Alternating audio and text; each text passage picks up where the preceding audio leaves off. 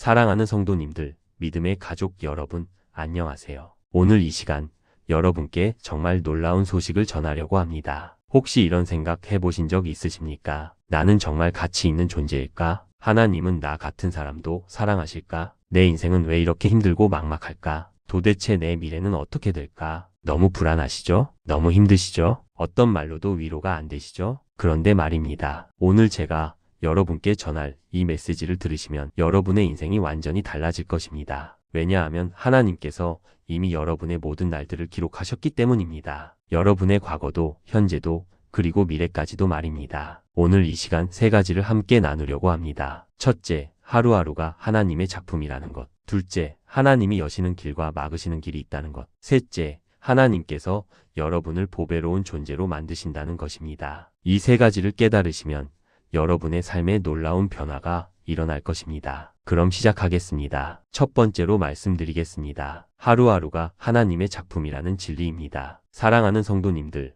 혹시 자서전이라는 것 아시죠? 자서전은 자기 인생을 돌아보면서 중요한 순간들을 기록하는 책입니다. 그런데 만약 다른 사람이 나에 대한 자서전을 써준다면 어떨까요? 그 사람은 나를 정말 깊이 알아야 하고 나에 대해 많이 생각해야 하고 나의 가장 중요한 순간들을 찾아내야 할 것입니다. 그런데 놀라운 사실이 있습니다. 하나님께서 바로 여러분의 자서전을 쓰셨다는 것입니다. 다윗은 시편 139편 16절에서 이렇게 고백합니다. 내 형질이 이루어지기 전에 주의 눈이 보셨으며 나를 위하여 정한 날이 하루도 되기 전에 주의 책에 다 기록이 되었나이다. 이 말씀 들으셨습니까? 하나님께서 여러분이 이 땅에 하루도 살기 전에 이미 여러분의 모든 날을 다 기록하셨다는 것입니다. 여러분, 이게 무슨 뜻입니까? 이것은 운명론을 말하는 것이 아닙니다. 히브리 원어를 보면 기록되었다는 말은 이미 기록된 것이 드러난다, 나타난다는 의미입니다. 다시 말해서 여러분의 인생을 미리 계획하시고 그 계획이 여러분의 삶 속에서 하나하나 펼쳐지고 있다는 뜻입니다. 그렇다면 우리는 이것을 어떻게 알 수 있을까요? 바로 우리의 과거를 돌아볼 때 알 수 있습니다. 시편 139편 1절부터 4절을 한번 보십시오. 여호와여, 주께서 나를 살펴보셨으므로 나를 아시나이다. 주께서 내가 앉고 일어섬을 아시고 멀리서도 나의 생각을 밝히 아시오며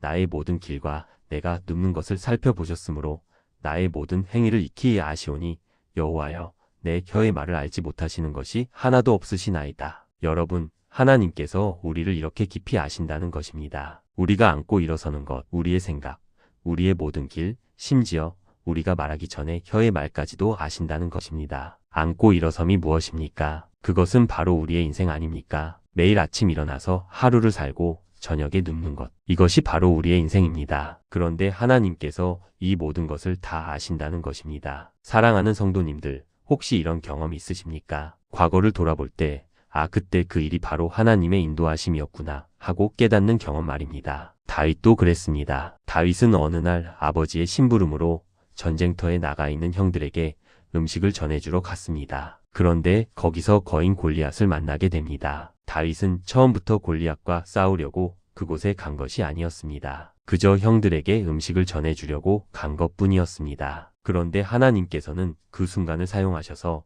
다윗을 이스라엘의 영웅으로 만드셨습니다. 다윗이 돌아볼 때 그것은 우연이 아니라 하나님의 계획이었다는 것을 깨달았습니다. 또 사무엘 선지자가 다윗의 집에 방문했을 때를 생각해 보십시오. 다윗의 아버지 이새는 다윗을 사무엘 앞에 데려오지도 않았습니다. 왜냐하면 다윗은 막내였고 그저 양이나 치는 아이였기 때문입니다. 그런데 사무엘이 물었습니다. 혹시 다른 아들이 없습니까? 그래서 급히 다윗을 데려왔는데 놀랍게도 하나님께서는 바로 그 다윗을 이스라엘의 왕으로 선택하셨습니다. 이것이 다윗의 계획이었습니까? 아닙니다. 다윗은 왕이 되려고 한 적이 없었습니다. 그저 양을 치며 하나님을 찬양하던 소년이었을 뿐입니다. 그런데 하나님께서는 다윗의 모든 날을 이미 계획하고 계셨습니다. 돌아보니 모든 것이 하나님의 인도하심이었던 것입니다. 사랑하는 성도님들, 여러분의 삶도 마찬가지입니다. 여러분, 지금 다니시는 교회를 어떻게 나가게 되셨습니까? 우연히 지나가다가 들어가셨습니까? 아니면 누군가의 권유로 나가게 되셨습니까? 그것이 우연이라고 생각하십니까? 아닙니다. 그것은 하나님의 인도하심입니다. 지금 다니시는 직장은 어떻습니까? 수많은 선택의 순간들이 있었지만 결국 지금 이 자리에 계시게 된 것은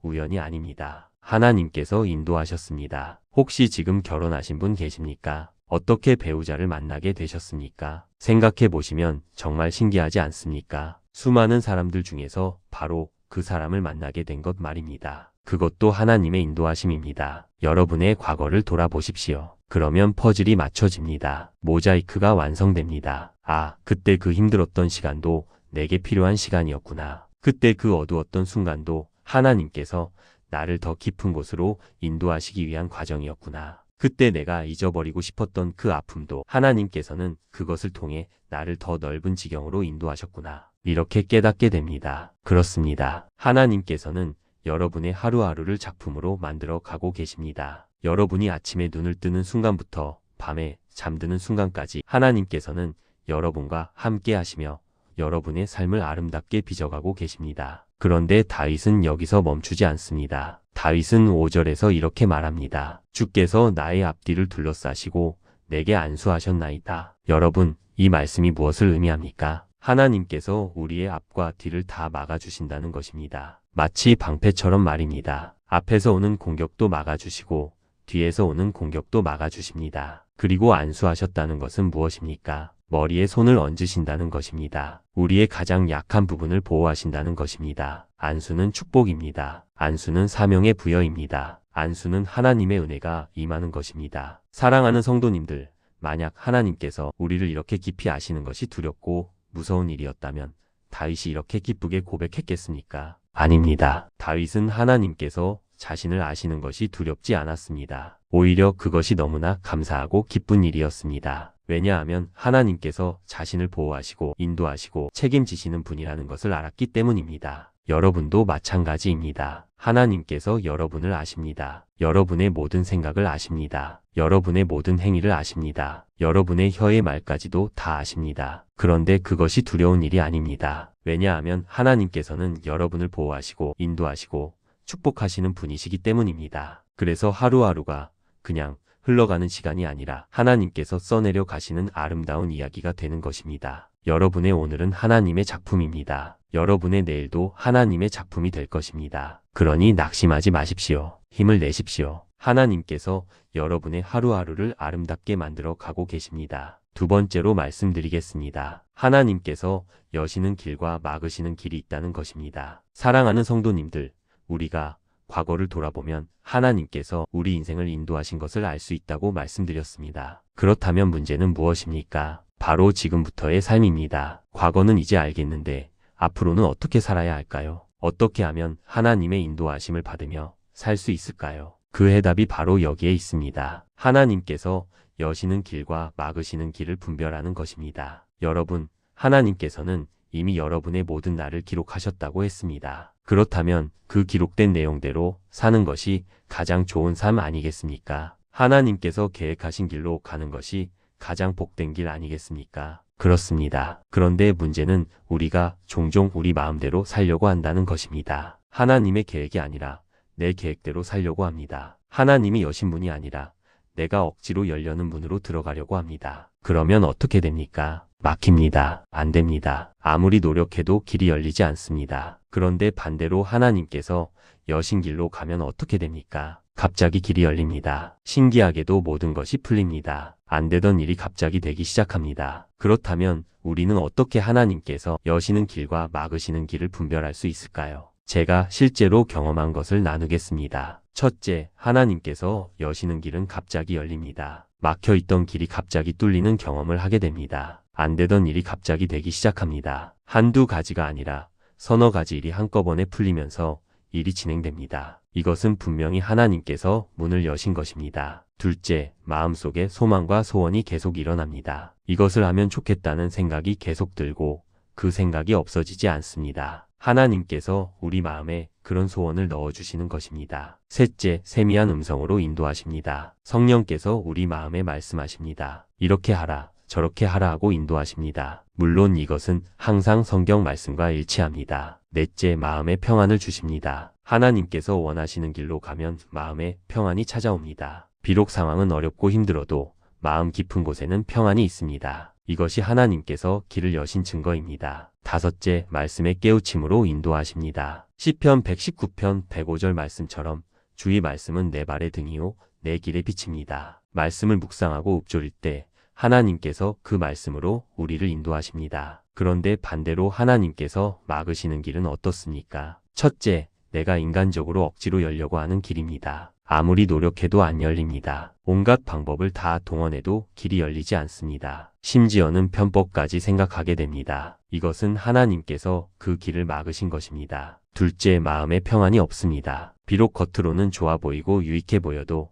마음 깊은 곳에 평안이 없습니다. 불안하고 초조합니다. 이것은 하나님께서 그 길을 원치 않으신다는 증거입니다. 셋째, 말씀으로 막으십니다. 말씀을 읽다가 갑자기 어떤 구절이 마음에 강하게 와 닿습니다. 그 말씀이 내가 가려는 길을 막습니다. 이것은 하나님께서 그 길로 가지 말라고 하시는 것입니다. 넷째, 십자가를 보게 하십니다. 내가 억울한 일을 당할 때 하나님께서 십자가를 보게 하십니다. 예수님께서 십자가에서 얼마나 억울한 일을 당하셨습니까? 그런데도 참으셨습니다. 나를 위해 자신을 희생하셨습니다. 저가 남은 구원하셨으되 자기는 구원할 수 없도다. 이 말씀이 우리를 인도합니다. 자기를 부인하고 다른 사람을 살리는 길로 인도합니다. 사랑하는 성도님들, 그렇다면 우리는 어떻게 해야 합니까? 하나님께서 여시는 길로 가야 합니다. 하나님께서 막으시는 길로 가지 말아야 합니다. 우리 마음대로 살면 안 됩니다. 하나님과 의논하며 살아야 합니다. 하나님께서는 이미 우리의 모든 날을 기록하셨습니다. 그런데 그 기록이 고정된 것이 아닙니다. 우리가 순종하면 그대로 가고 불순종하면 지우고 다시 쓰십니다. 그래서 우리가 순종하는 것이 중요합니다. 하나님께서 여시는 길로 순종하여 가는 것이 중요합니다. 여러분, 지금 어떤 선택의 기로에 서 계십니까? 어떤 결정을 내려야 하는데 망설여지십니까? 그렇다면 먼저 하나님께 여쭤보십시오. 기도하십시오. 말씀을 읽으십시오. 그러면 하나님께서 반드시 길을 보여주실 것입니다. 때로는 갑자기 길이 열릴 것입니다. 때로는 마음에 평안을 주실 것입니다. 때로는 말씀으로 인도하실 것입니다. 때로는 세미한 음성으로 속삭이실 것입니다. 그 음성을 들으십시오. 그 인도하심을 따르십시오. 그러면 여러분은 하나님께서 예정하신 가장 아름다운 길을 걷게 될 것입니다. 혹시 지금까지 내 마음대로 살아오셨습니까? 하나님의 인도하심을 무시하고 내 길을 가려고 하셨습니까? 그래서 지금 막혀 있습니까? 힘드십니까? 괜찮습니다. 아직 늦지 않았습니다. 지금이라도 하나님께 돌아오십시오. 하나님께서 여시는 길로 가십시오. 그러면 하나님께서 새로운 길을 열어주실 것입니다. 여러분이 잃어버린 시간도 하나님께서 회복시켜 주실 것입니다. 요엘서 2장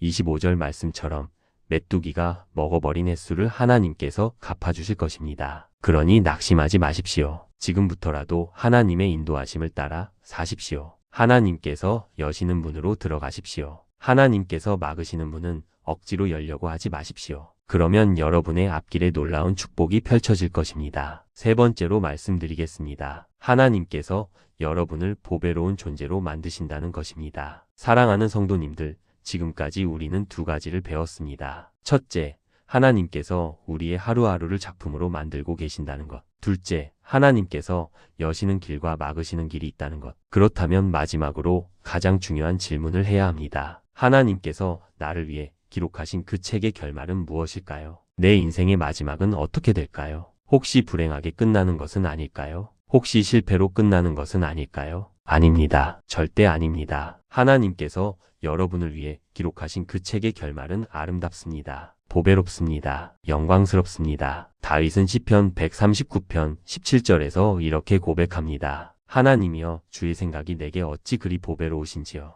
그 수가 어찌 그리 많은지요. 여러분, 이 말씀을 들으셨습니까? 하나님께서 다윗을 생각하시는데 그 생각이 보배롭다는 것입니다. 하나님께서 다윗을 생각하시는 횟수가 셀 수 없을 정도로 많다는 것입니다. 이것이 무엇을 의미합니까? 하나님께서는 다윗을 끊임없이 생각하셨다는 것입니다. 그리고 그 생각이 좋은 생각, 아름다운 생각, 보배로운 생각이었다는 것입니다. 사랑하는 성도님들, 여러분을 생각하는 사람이 있습니까? 물론 있을 것입니다. 가족도 있고 친구도 있고 교우들도 있습니다. 그런데 진짜 문제는 이것입니다. 그 사람들이 나를 어떻게 생각하는가 하는 것입니다. 혹시 이런 생각 해보신 적 있으십니까? 나를 진짜 이해하는 사람이 있을까? 나의 이 고통을 진짜 아는 사람이 있을까? 나의 이 상황을 진짜 공감하는 사람이 있을까? 아무도 나를 이해하지 못해. 아무도 내 편이 없어. 이렇게 생각하면 정말 외롭고 슬프지 않습니까? 그런데 하나님께서는 여러분을 아십니다. 여러분의 모든 것을 아십니다. 여러분의 고통도 아시고,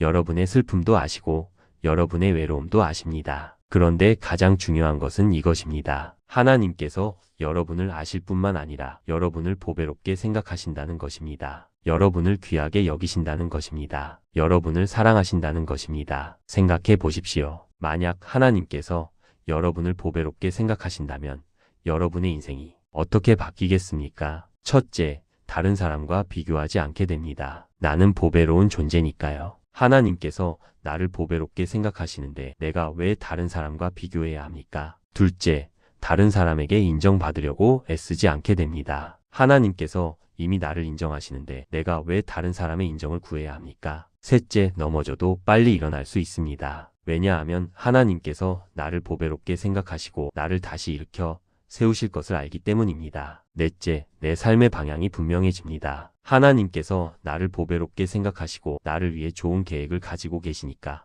나는 그 계획을 따라가기만 하면 됩니다. 다섯째, 힘이 납니다. 나를 보배롭게 생각하시는 하나님께서 나와 함께 하시는데 무엇이 두렵겠습니까? 사랑하는 성도님들, 그런데 여기서 더 놀라운 사실이 있습니다. 하나님께서 여러분을 보배롭게 생각하실 뿐만 아니라 여러분을 실제로 보배로운 존재로 만드신다는 것입니다. 생각해 보십시오. 하나님께서 사과나무를 창조하셨을 때 사과나무 안에 무엇을 넣으셨습니까? 사과나무가 될 씨앗을 넣으셨습니다. 그 씨앗 안에는 아름다운 사과나무가 될 모든 가능성이 들어 있습니다. 마찬가지입니다. 하나님께서 여러분을 창조하실 때 여러분 안에 무엇을 넣으셨습니까? 여러분이 가장 아름답게 꽃필 수 있는 모든 가능성을 넣으셨습니다. 하나님께서 여러분을 보배롭게 생각하실 때 그 생각 속에는 여러분의 가장 아름다운 모습이 들어 있습니다. 그래서 하나님께서는 여러분을 그 모습으로 만들어 가고 계십니다. 매일매일 조금씩 여러분을 더 아름다운 모습으로 빚어가고 계십니다. 혹시 이렇게 생각하시는 분 계십니까? 목사님, 저는 이미 나이가 많습니다. 이제 꽃피는 시기는 다 지났습니다. 저는 이제 늦었습니다. 아닙니다. 절대 늦지 않았습니다. 왜냐하면 하나님 앞에서 인생의 단위는 하루이기 때문입니다. 창세기를 보십시오. 저녁이 되고 아침이 되니 첫째 날이라. 저녁이 되고 아침이 되니 둘째 날이라. 하나님께서 보시기에 인생의 단위는 하루입니다. 그렇다면 하루를 이렇게 생각해 볼 수 있습니다. 아침에 눈을 뜨는 것은 탄생, 오전은 어린 시절, 점심은 청년 시절, 오후는 중년 시절, 저녁은 노년 시절, 그리고 잠들 때는 죽음. 이것이 하루 안에 담긴 인생입니다. 그렇다면 오늘 하루를 사는 것이 바로 한 인생을 사는 것 아니겠습니까? 그러므로 오늘 하루도 하나님께서 여러분을 아름답게 꽃피게 하실 것입니다. 오늘 하루도 하나님께서 여러분을 보배로운 존재로 만들어 가실 것입니다. 나이가 문제가 아닙니다. 과거가 문제가 아닙니다. 지금 이 순간 하나님께서 여러분과 함께 하시고 여러분을 아름답게 만들어 가고 계신다는 것이 중요합니다. 그렇다면 우리는 어떻게 해야 합니까? 하나님께서 나를 보배롭게 생각하신다는 것을 믿어야 합니다. 하나님께서 나를 아름답게 만들어 가신다는 것을 믿어야 합니다. 그리고 오늘 하루를 최선을 다해 살아야 합니다. 오늘 하루 하나님께서 나를 위해 쓰고 계시는 그 아름다운 이야기에 순종해야 합니다. 그러면 오늘 하루가 가장 아름답게 꽃피는 날이 될 것입니다. 여러분, 다윗의 마지막을 아십니까? 다윗은 완벽한 사람이 아니었습니다. 다윗도 죄를 지었고 실수도 많이 했습니다. 그러나 다윗의 마지막은 아름다웠습니다. 하나님께 영광을 돌리며 하나님을 찬양하며 평안히 주님께로 갔습니다. 왜 그랬습니까? 하나님께서 다윗을 끝까지 보배롭게 여기셨기 때문입니다. 하나님께서 다윗을 끝까지 인도하셨기 때문입니다. 스데반 집사를 생각해 보십시오. 스데반은 돌에 맞아 죽었습니다. 사람들이 보기에는 비참한 죽음이었을 것입니다. 그러나 스데반이 죽을 때 무엇을 보았습니까? 하늘이 열리고 예수님께서 하나님 우편에 서 계신 것을 보았습니다. 그리고 이렇게 기도했습니다. 주 예수여, 내 영혼을 받으시옵소서. 스데반의 죽음은 비참한 죽음이 아니라 영광스러운 죽음이었습니다. 왜냐하면 하나님께서 스데반을 보배롭게 여기셨기 때문입니다. 사랑하는 성도님들, 여러분도 마찬가지입니다. 하나님께서는 여러분을 보배롭게 여기십니다. 하나님께서는 여러분의 마지막도 아름답게 만들어 주실 것입니다. 그러니 두려워하지 마십시오. 낙심하지 마십시오. 비록 지금은 힘들고 어려워도 하나님께서는 여러분을 아름답게 만들어 가고 계십니다. 오늘 하루도, 내일도, 모레도 하나님께서 여러분과 함께 하시며 여러분을 보배로운 존재로 빚어가고 계십니다. 그러니 힘을 내십시오. 용기를 내십시오. 하나님께서 여러분의 책을 쓰고 계십니다. 그 책의 결말은 아름답습니다. 영광스럽습니다. 보배롭습니다. 사랑하는 성도님들, 오늘 말씀을 정리하겠습니다. 첫째, 여러분의 하루하루는 하나님의 작품입니다. 하나님께서 여러분이 태어나기 전부터 여러분의 모든 날을 기록하셨습니다. 과거를 돌아보면 하나님의 인도하심을 발견할 수 있습니다. 그러니 오늘도 하나님께서 여러분과 함께 하시며 여러분의 삶을 아름답게 만들어 가고 계심을 믿으십시오. 둘째, 하나님께서 여시는 길로 가십시오. 하나님께서 막으시는 길로 가지 마십시오. 기도하고 말씀을 읽고 성령의 인도하심을 구하십시오. 그러면 하나님께서 반드시 길을 보여주실 것입니다. 갑자기 길이 열리고 마음에 평안이 오고 말씀으로 인도하시고 세미한 음성으로 속삭이실 것입니다. 그 인도하심을 따르십시오. 셋째, 하나님께서 여러분을 보배롭게 여기신다는 것을 믿으십시오. 하나님께서 여러분을 끊임없이 생각하십니다. 그 생각이 보배로운 생각입니다. 하나님께서는 여러분을 실제로 보배로운 존재로 만들어 가고 계십니다. 오늘 하루도 여러분을 아름답게 꽃피게 하실 것입니다. 그러니 낙심하지 마시고 힘을 내십시오. 사랑하는 성도님들, 정말 믿을 수 있으십니까? 하나님께서 정말 나를 이렇게 사랑하신다는 것을 믿을 수 있으십니까? 믿으십시오. 하나님의 사랑은 조건이 없습니다. 여러분이 잘나서 사랑하시는 것이 아닙니다. 여러분이 부족해도 사랑하십니다. 여러분이 넘어져도 사랑하십니다. 여러분이 실패해도 사랑하십니다. 그 사랑이 바로 십자가의 사랑입니다. 예수님께서는 우리를 사랑하시기 때문에 십자가에서 돌아가셨습니다. 우리가 죄인이었을 때, 우리가 하나님을 대적했을 때, 그때에도 우리를 사랑하셔서 독생자를 보내주셨습니다. 이것이 하나님의 사랑입니다. 그 하나님께서 지금도 여러분을 사랑하십니다. 여러분의 책을 쓰고 계십니다. 여러분의 하루하루를 아름답게 만들어 가고 계십니다. 여러분을 보배로운 존재로 빚어가고 계십니다. 그러니 낙심하지 마십시오. 힘을 내십시오. 오늘 하루도 최선을 다해 사십시오. 하나님과 동행하십시오. 하나님의 인도하심을 따르십시오. 그러면 여러분의 인생은 가장 아름다운 이야기가 될 것입니다. 여러분의 마지막은